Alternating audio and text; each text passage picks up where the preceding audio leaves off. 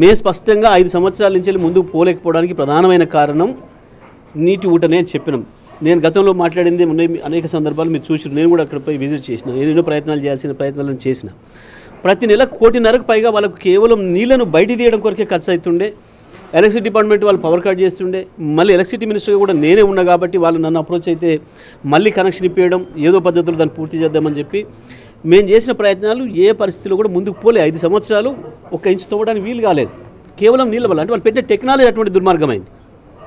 ఆ టెక్నాలజీ పెట్టినప్పుడే చెప్పినాం. మేము బీఆర్ఎస్ పార్టీగా లేకపోయినా తెలంగాణ వాదులుగా, నల్లగొండ బిడ్డలుగా ఆనాడే మేము విమర్శలు చేసినాం. ఇది సరైనది కాదు, ఈ టెక్నాలజీ పెట్టడం అనేది నల్లగొండకు ద్రోహం చేయడం తప్ప ఇంకోటి కాదు అనే మాట మేము ఆ రోజు స్పష్టంగా చెప్పినాం. మేము ఇది పూర్తి చేయడం కొరకు పెట్టిన ప్రాజెక్టు కాదు, కేవలం నల్లగొండ జిల్లా ప్రజల్ని మోసం చేయడం కొరకు నల్లగొండ నాయకులు ఇంతెత్తు పెరిగిన నాయకులు వీళ్ళ సహకారంతో సమైక్యాంధ్ర పాలకులు మనకు చేస్తున్న ద్రోహం అని చెప్పి ఆ రోజు మేము చెప్పినాం స్పష్టంగా.